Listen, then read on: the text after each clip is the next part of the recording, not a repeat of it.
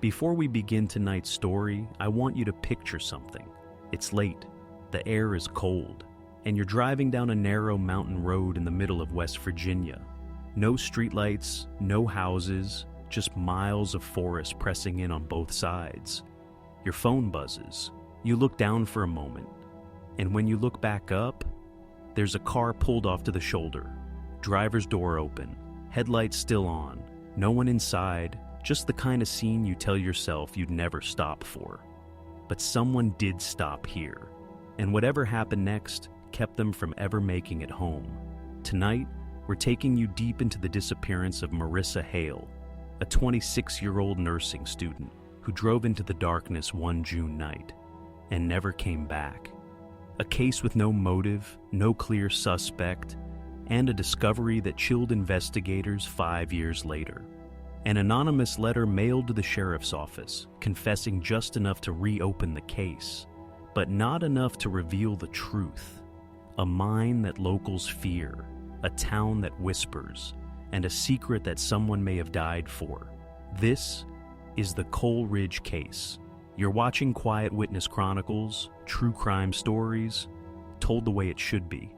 Settle in, because this one stays with you.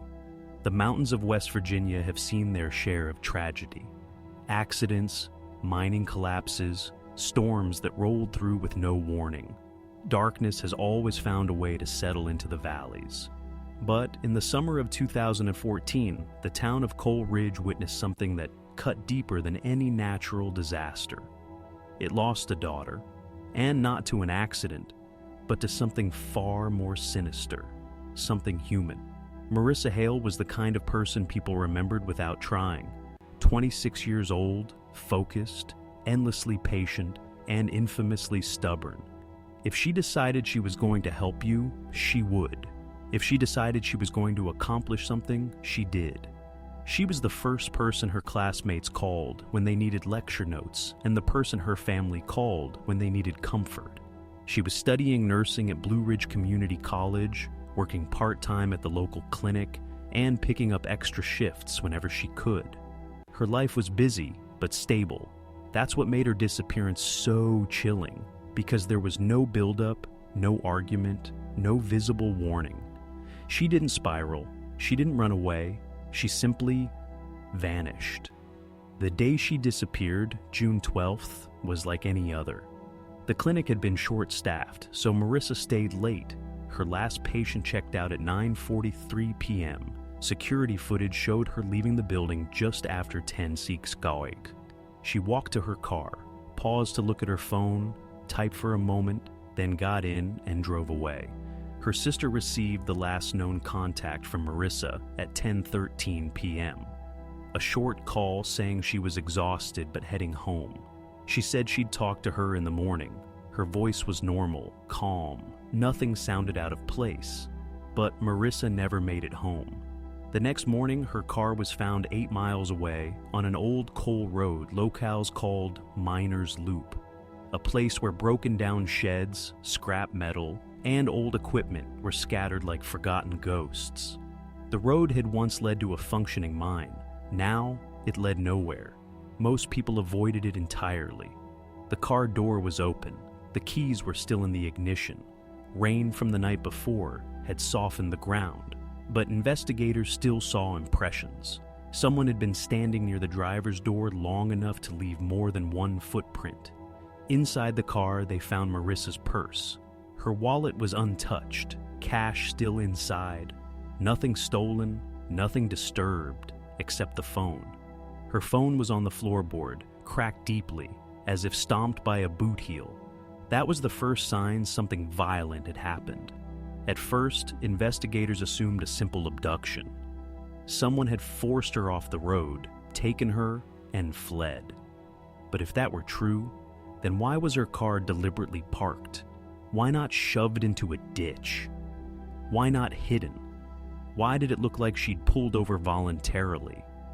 Those early hours set the tone for what would become one of the most confounding cases West Virginia had seen.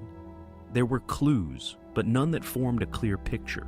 There were suspects, but none that held under pressure. And there were stories. Stories that hinted at something deeper happening in the mountains around Coal Ridge. As deputies scanned the roadside, they found faint drag marks a few yards from the vehicle, heading toward a slope. But after 12 feet, the marks disappeared. The rain had washed away everything else. Search teams went out immediately. Volunteers, K-9 units, off-road vehicles. For 3 days, the woods echoed with people calling her name. Then, on day 4, volunteers found a piece of fabric snagged high on a tree branch near an old mining shaft. It was blue, the same blue as the scrub top she'd worn the night she disappeared. It had been ripped, as though pulled by force. Investigators feared the worst because the mining shaft was notorious. Coal Ridge had over a dozen abandoned mining entrances, sealed years ago after a string of accidents. But sealed was a generous term. Most were poorly boarded over, easy enough for trespassers to pry open, and people did. Scavengers looking for forgotten tools, addicts looking for isolation, and occasionally, criminals looking for a place no one checked. The shaft closest to where Marissa's fabric was found had a long history. Locals whispered about seeing unfamiliar trucks nearby at night, about hearing drilling or machinery long after the mine should have been silent. Everyone suspected illegal activity. No one wanted to be the one to prove it. Investigators brought cadaver dogs to the entrance. The dogs alerted, but the shaft was unsafe. The air inside was unstable, with methane pockets and potential collapses. Sending someone down there could have ended with another body instead of answers. While investigators tried to find a safer way into the shaft, they searched outward. That's when the first real lead appeared. A man named Timothy Ward. Ward had visited the clinic several times in the months before Marissa vanished. He had a reputation for lingering, waiting long after his appointment, talking excessively, sometimes watching the staff too closely. Several employees made quiet comments about him, but no one filed anything formal. During questioning, Ward admitted he found Marissa kind and easy to talk to. He said he noticed she worked late often. He denied following her, denied knowing where she lived. But investigators found a troubling detail. He had been pulled over by state police about 30 minutes after Marissa's call to her sister. His excuse? Out for a drive. His alibi, however, was ultimately airtight. Dashcam footage and witness confirmation placed him far from Miner's Loop during the time she vanished. Suspicion shifted again, and Coal Ridge felt the discomfort of being watched by its own fears. By week 3, when no further evidence surfaced, the case began to change shape. Investigators received anonymous tips about people seen illegally entering the old mine, stories about hidden equipment, unmarked trucks, people working at night. Locals claimed they heard engines echoing through the mountains long after midnight. Slowly, the idea that Marissa had been abducted by someone she knew started to fade, and the idea she had stumbled onto criminal activity began to take over. The FBI was brought in. They began mapping out every known abandoned mine, cross-referencing old property deeds, interviewing former miners and contractors. That's when investigators discovered something dark. An old mining map showing several auxiliary tunnels that did not appear on public records. Tunnels created during the mine's operation to bypass safety inspections or reach restricted coal seams. Some of these tunnels had never been sealed. If someone wanted a place to hide illegal operations, minerals, stolen equipment, drugs, or even human trafficking, those tunnels would be perfect. The FBI's working theory was that Marissa had been driving home, saw lights or movement near the mine, and pulled off the road, either out of curiosity or concern. Maybe she thought someone was hurt. Maybe she thought someone needed help. Maybe she saw something she wasn't supposed to. Whatever happened next, investigators believe she had been silenced for it. Throughout the summer, the search continued. Every time the community's hope began to rise, it was crushed by disappointment. Leads fizzled.